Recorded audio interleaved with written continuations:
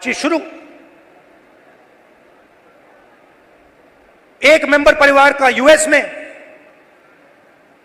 Video call चल रहा है, 6-7 लोग उस साइड डैलस में बैठे हैं, 20-25 लोग परिवार यहां बैठे हैं। मैं सोच रहा हूं ये हो क्या रहा है। और फिर छोटा सा बच्चा दौड़ता हुआ वो कंप्यूटर के पास जाता है, कंप्यूटर को ऐसे पकड़ता है और इतनी जोरों से चीखता है कि मैंने मतलब शायद अपनी लाइफ में ये चीख नहीं सुनी। कांपता हुआ चीखता है, पापा पापा पापा वापस आओ। और पिता कुछ नहीं कह पाता है।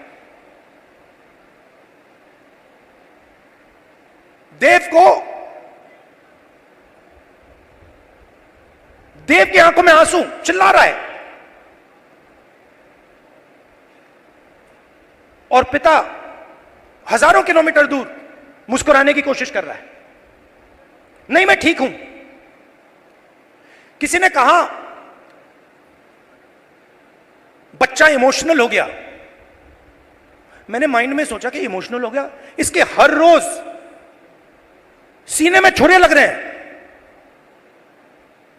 इमोशनल शब्द का क्या मतलब है? वो अपने पिता को 10 साल के लिए नहीं देखेगा, छू नहीं पाएगा, गले नहीं लग पाएगा। क्यों? क्योंकि हरियाणा की सरकार ने हरियाणा को नष्ट कर दिया है, खत्म कर दिया है। वो देव की चीखें नहीं थी, वो हरियाणा के हर युवा के चीखें हैं। और जब वो बोल रहा था, मैं सोच रहा था कि इलेक्शन सब कुछ ठीक है,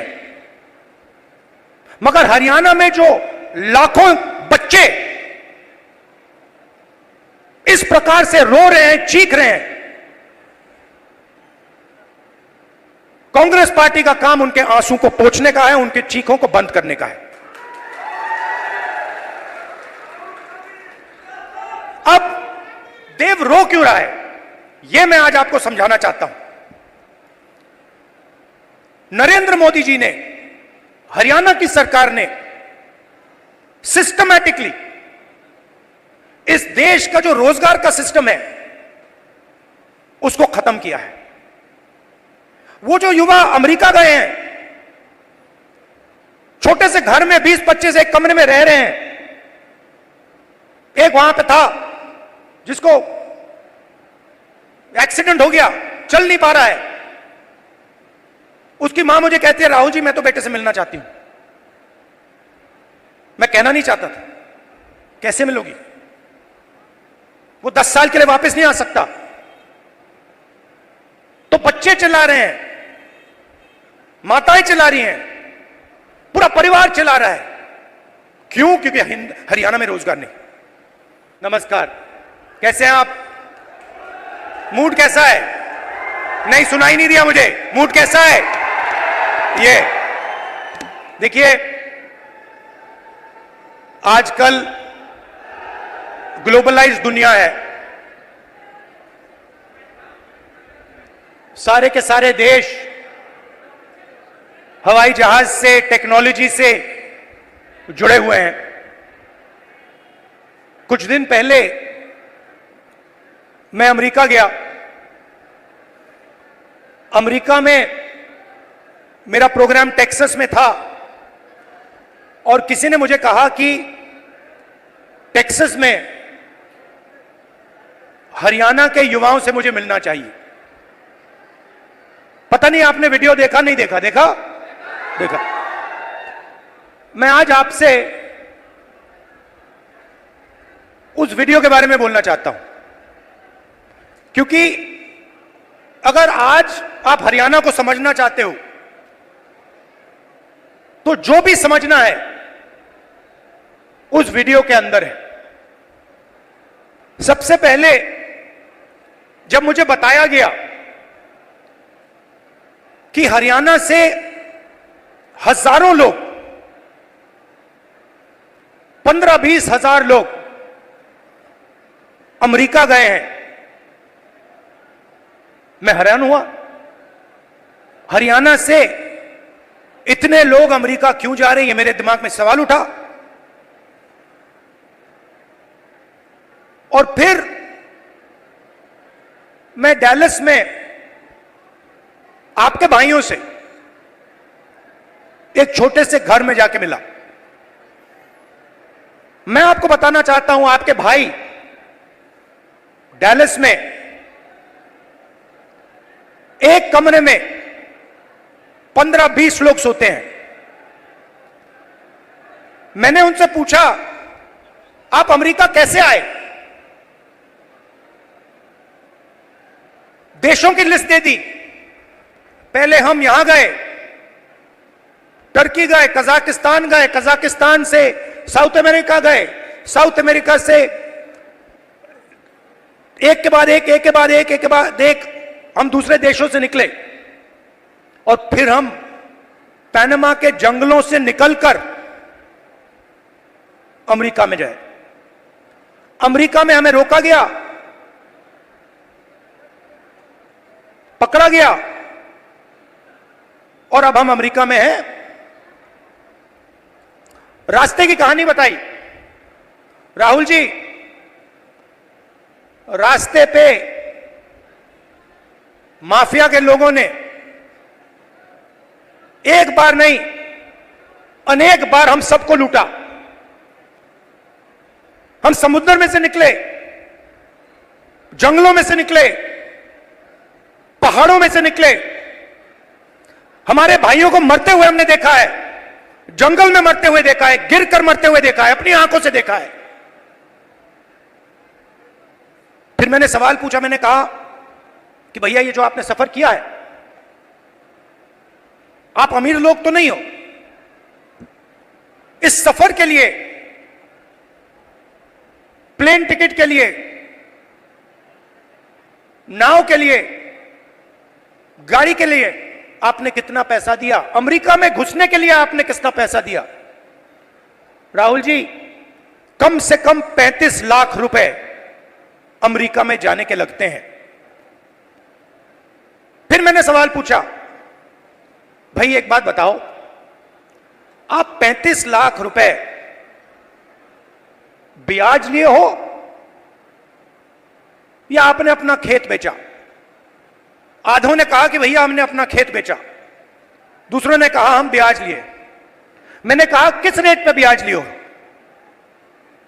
कहते हैं 2% प्रति महीना। फिर मैंने पूछा, भैया एक बात समझाओ, आपने 30 लाख, 35 लाख, 50 लाख कर्जा लिया है, आप अमेरिका जा रहे हो, 50 लाख रुपए से तो आप हरियाणा में ही बिजनेस चला लोगे। जैसे मैंने ये बात बोली हंसने लग गए। कहते राहुल जी क्या बोल रहे हो आप? 50 लाख रुपए से हरियाणा में बिजनेस नहीं चालू हो सकता है। अगर हमने 50 लाख रुपए, ये 50 लाख रुपए हरियाणा में बिजनेस चालू करने के लिए लगा दिए होते तो हमारा बिजनेस फेल हो जाता। किसी ने मुझे यह भी कहा कि राहुल जी मैंने ट्राई किया, फेल हो गया, बेरोजगारी है, महंगाई है। और जब उन्होंने मुझे बोला, मुझे दुख हुआ, उन्होंने बोला राहुल जी हरियाणा में हमारे जैसे लोगों के लिए अब कुछ नहीं बचा है।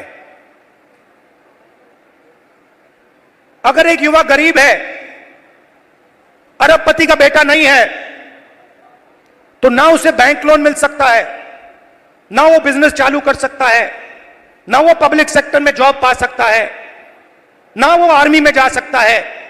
एक के बाद एक, एक के बाद एक, एक के बाद एक, एक के बाद एक सारे दरवाजे आपके बंद कर दिए गए हैं।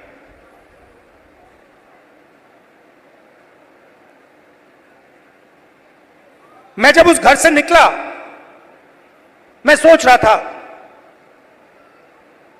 कि अगर इनकी यह हालत है तो इनके बच्चों की क्या हालत है। ये तो यहां है, कोई ट्रक चला रहा है, कोई जॉब कर रहा है, पैसा कमा रहे हैं। मेरे माइंड में आया कि इनके बच्चे क्या कर रहे हैं, इनकी फैमिली क्या कर रही है। कमरे में मैंने बात उठाई थी, मैंने कहा कि आप फैमिली से मिलते हो? नहीं राहुल जी, हम 10 साल के लिए अपने बच्चों से नहीं मिल पाएंगे, अपने परिवार से नहीं मिल पाएंगे, हमारे माता पिता मर जाएंगे, मगर हम वापस नहीं जा पाएंगे। और फिर एक व्यक्ति ने मुझे कहा, राहुल जी एक काम कीजिए, जब आप वापस हिंदुस्तान जाएंगे तो आप 5 मिनट के लिए हमारे परिवारों से मिल लीजिए और उनको कह दीजिए कि हम ठीक हैं, हम सलामत हैं। मैंने उनसे कहा कि भाई बताओ, आपके पास तो मोबाइल फोन तो होगा, वीडियो कॉल करते होगे, तो उनको तो मालूम होगा। वो मुझे कहते हैं नहीं राहुल जी, वो मानते नहीं है, हम वीडियो फोन पे कॉल करते हैं और हमारे बच्चे मानते नहीं है कि हम ठीक हैं। अजीब सी बात है। फिर मैं करनाल गया सुबह 4 बजे, कि मैं चाहता था कि मीडिया वाले ना पकड़ लें, मुझे तंग करते हैं।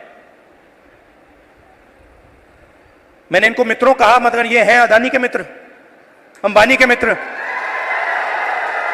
तो मैं गया 4 बजे सुबह, वहां बैठ गए, बातचीत शुरू।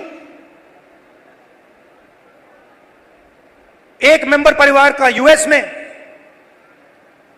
वीडियो कॉल चल रहा है, 6-7 लोग उस साइड डैलस में बैठे हैं, 20-25 लोग परिवार यहां बैठे हैं। मैं सोच रहा हूं ये हो क्या रहा है। और फिर छोटा सा बच्चा दौड़ता हुआ वो कंप्यूटर के पास जाता है, कंप्यूटर को ऐसे पकड़ता है और इतनी जोरों से चीखता है कि मैंने मतलब शायद अपनी लाइफ में यह चीख नहीं सुनी। कांपता हुआ चीखता है, पापा पापा पापा वापस आओ। और पिता कुछ नहीं कह पाता है। देव की आंखों में आंसू, चिल्ला रहा है, और पिता हजारों किलोमीटर दूर मुस्कुराने की कोशिश कर रहा है, नहीं मैं ठीक हूं। किसी ने कहा बच्चा इमोशनल हो गया। मैंने माइंड में सोचा कि इमोशनल हो गया, इसके हर रोज सीने में छुरे लग रहे हैं। इमोशनल शब्द का क्या मतलब है? वो अपने पिता को 10 साल के लिए नहीं देखेगा, छू नहीं पाएगा, गले नहीं लग पाएगा। क्यों? क्योंकि हरियाणा की सरकार ने हरियाणा को नष्ट कर दिया है, खत्म कर दिया है। वो देव की चीखें नहीं थी, वो हरियाणा के हर युवा के चीखें हैं। और जब वो बोल रहा था, मैं सोच रहा था कि इलेक्शन सब कुछ ठीक है, मगर हरियाणा में जो लाखों बच्चे इस प्रकार से रो रहे हैं, चीख रहे हैं, कांग्रेस पार्टी का काम उनके आंसू को पोंछने का है, उनके चीखों को बंद करने का है।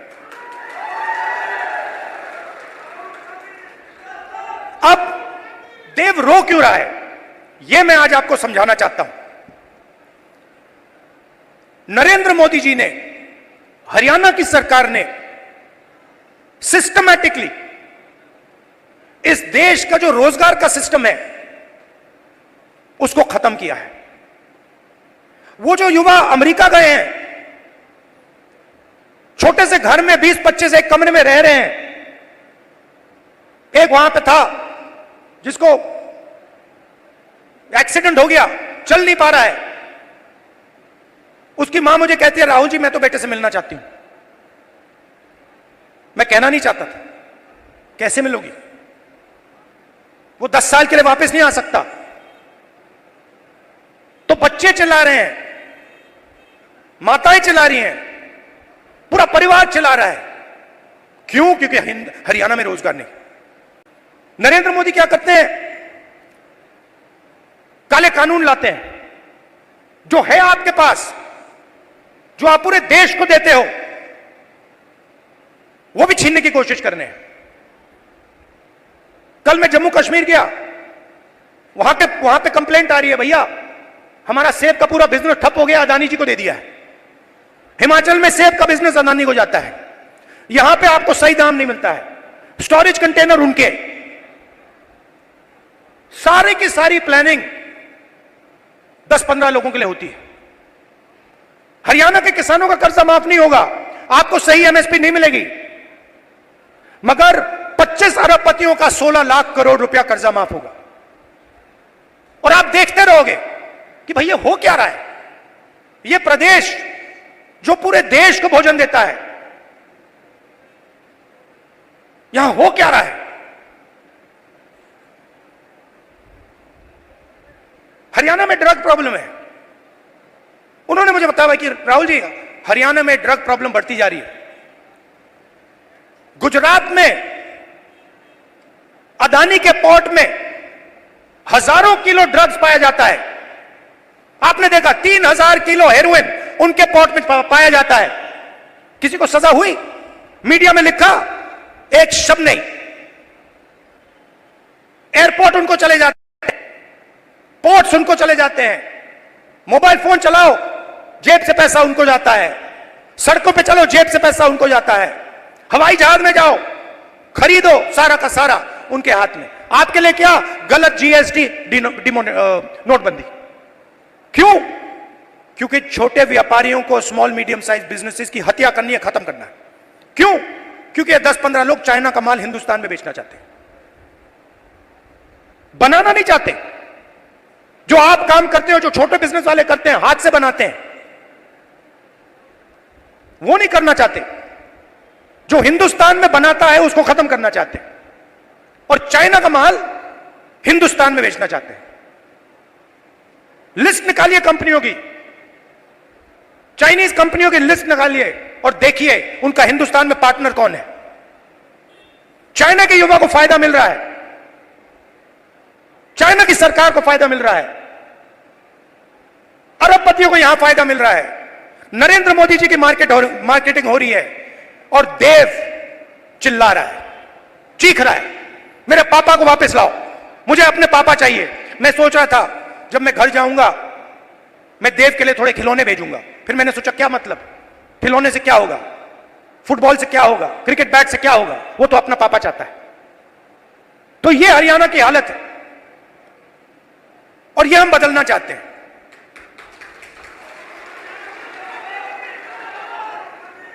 यहां पे स्टेज पे पुनिया जी बैठे हैं, कहां है ये और इनके जैसे लोग गोल्ड मेडल पाते हैं। मैं इनके जिम में गया, ये 24 घंटा लगे रहते हैं,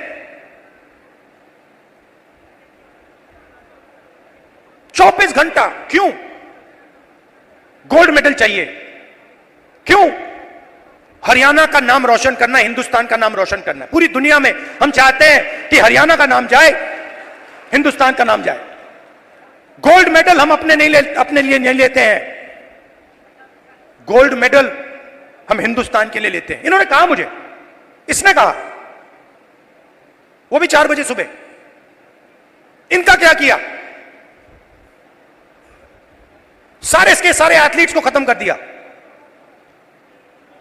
इनके बहनों का सेक्सुअल हरासमेंट हो रहा है और जो कर रहा है उसकी रक्षा चल रही है। 24 घंटे टीवी पे देखो, वो रो रही है, कोई फर्क नहीं पड़ता, बीजेपी का आदमी है, चिल्लाओ जितना चिल्लाना है, देव के साथ चिल्लाओ, 24 घंटा चिल्लाओ, हमें कोई फर्क नहीं पड़ता, मर जाओ। ऐसा हरियाणा हमें नहीं चाहिए। हमें हरियाणा ऐसा चाहिए जहां बच्चे ना रोएं, जहां पिता अपने बच्चे के गले लग सके, जहां मां ना रोए। ऐसा हरियाणा हमें चाहिए और ऐसा हरियाणा कांग्रेस पार्टी आपको देने जा रही है। अब आप मुझसे पूछोगे ठीक है आपने कह दिया, बताओ कैसे। मैं आपको शुरुआत की बात कर रहा हूं। कदम महिला शक्ति, 2000 रुपए हर महीने महिलाओं को और 500 रुपए का गैस सिलेंडर। दूसरा कदम, जो 2 लाख वैकेंसीज सरकार में आज खाली पड़ी हैं युवाओं के लिए, हम वो भर के आपको दे देंगे।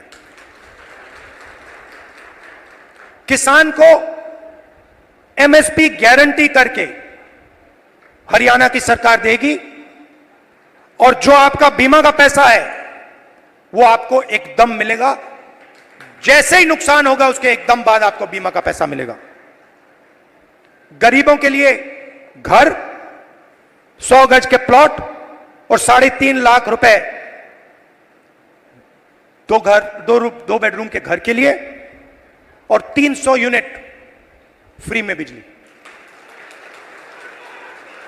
मगर ये लड़ाई सिर्फ हरियाणा की नहीं है, मैं आपको बताऊं, ये लड़ाई हिंदुस्तान की लड़ाई है, और ये लड़ाई कॉन्स्टिट्यूशन को बचाने की लड़ाई है।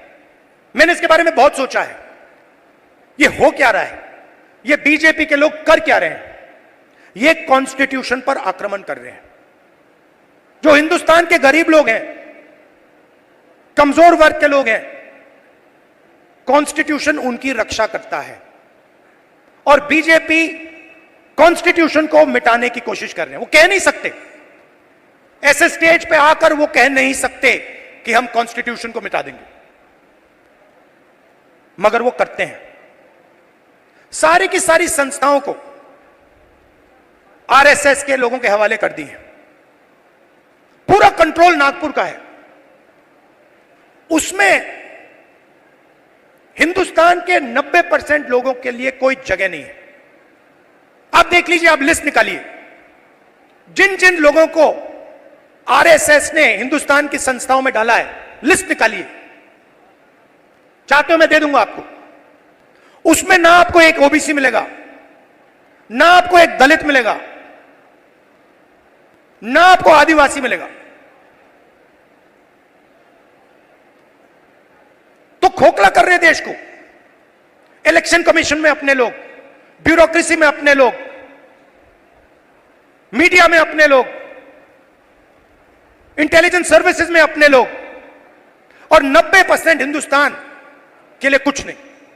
इसलिए हमने चुनाव में जाति जनगणना की बात की। हिंदुस्तान में किसकी कितनी आबादी है यह हम जानना चाहते हैं। अब इसमें कोई गलत बात तो नहीं है। जैसे चोट लगती है, आपको पैर में चोट लगती है, डॉक्टर कहता है भैया एक्सरे कराओ, चेक कराओ। हम सिर्फ यह कह रहे हैं कि भैया चेक कराओ। इस देश में दलित कितने हैं, आदिवासी कितने हैं, पिछड़े कितने हैं, गरीब जनरल कास्ट के कितने लोग हैं, यह पता लगाओ। कभी आरएसएस कहती है करना चाहिए, अंदर से कहते हैं भैया ये मत करवा देना, सच्चाई निकल आएगी। सच्चाई क्या है कि 90% लोगों के पास कुछ है ही नहीं। 250 सबसे बड़े बिजनेसेस देख लीजिए, लिस्ट निकालिए, उनकी मैनेजमेंट की लिस्ट निकाल लीजिए, उनके सीईओज की लिस्ट निकाल लीजिए, ओनरशिप जिसके हाथ में उनकी लिस्ट निकाल लीजिए। आपको उसमें एक ओबीसी, एक दलित, एक आदिवासी मिल जाए तो मुझे बता देना, मैं उसको अभी भी ढूंढ रहा हूं। कॉर्पोरेट इंडिया में 90% हिंदुस्तान का एक भी व्यक्ति नहीं है। गरीब जनरल कास्ट भी वहां आपको नहीं दिखेगा। सिलेक्ट लोग हैं। अदानी जी का बिजनेस है, हजारों बिजनेस उससे कनेक्टेड हैं। वो सारे के सारे कोई ना कोई परिवार का आदमी है। भाई कुछ करता है, बहन कुछ करती है, फैमिली बिजनेस है। ऐसे ही बिजनेसेस है। 250 में से आप मुझे नाम दे दो दलित का, आप नाम दे दो आदिवासी का, आप नाम दे दो पिछड़े का, नहीं है। ब्यूरोक्रेसी में देखो, हिंदुस्तान की सरकार को 90 लोग चलाते हैं, सेक्रेटरी कहलाते हैं। 3 दलित हैं, आबादी 15%, 90 में से 3। पिछड़ों की आबादी कम से कम 50%, 90 में से 3। होने कितने चाहिए? 45 अगर आप आबादी से जाओ, नहीं 3। और बजट कितना संभालते हैं? आदिवासी जिनकी 8% आबादी है, 100 रुपए में से 10 पैसे का बजट संभालते हैं। दलित 100 रुपए में से 1 रुपया संभालता है। ओबीसी 100 रुपए में से 5% संभालता है। यह हिंदुस्तान की सच्चाई है। इसलिए हमने कहा है कि जाति जनगणना होगी, नेशनल लेवल पे होगी। और मैंने कहा है मोदी जी के सामने पार्लियामेंट हाउस में, आप करो ना करो, मैं इसको इसी हाउस में पास करवाऊंगा, आपके मुंह के सामने करवाऊंगा। तो ये हरियाणा की रियलिटी है। और ये क्या करते हैं? बांटने का काम करते हैं। मीडिया वाले 24 घंटे लगे रहते हैं। एक जात को दूसरी जात से लड़ा दो, एक धर्म को दूसरे धर्म से लड़ा दो, और पूरा का पूरा फायदा अदानी को पहुंचा दो। हरियाणा एक साथ लड़ेगा, सबकी सरकार बनेगी, खुशी से बनेगी। चुनाव में कांग्रेस पार्टी स्वीप करने जा रही है, स्वीप करने जा रही है, आंधी आ रही है। और हम सबकी सरकार बनाएंगे, किसी एक की सरकार नहीं होगी, पूरे हरियाणा की सरकार होगी। इसमें सबकी इज्जत होगी, सबकी रिस्पेक्ट होगी, सबकी जगह होगी। और मेरी जहां भी आपको जरूरत हो, कहीं भी पार्लियामेंट में आपको कुछ उठवाना हो, कुछ कहलाना हो, आप मुझे बस ऑर्डर दीजिए, राहुल जी हरियाणा आपसे यह कहलवाना चाहता है, मैं कह दूंगा वहां पे जाके। दिल का रिश्ता है, पुराना रिश्ता है। मैं आपसे यहां आके 50 झूठ नहीं बोलने वाला, वो मोदी जी का काम है। आपने 10 साल देख लिए, सुन ली उनकी बात। आमदनी दुगनी कर दूंगा, और फिर काले कानून ले आए, छोटे बिजनेसेस को फायदा पहुंचाऊंगा, नोटबंदी जीएसटी ले आए। उनका काम आप जानते हो। अब सब मिलकर एक साथ हरियाणा को खड़ा होना है, क्योंकि देव जैसे जो बच्चे रो रहे हैं, उनके आंसू पोंछने हैं, उनको खुश करना है, और उनको अपने पिता के पास गले मिलने देना है। धन्यवाद।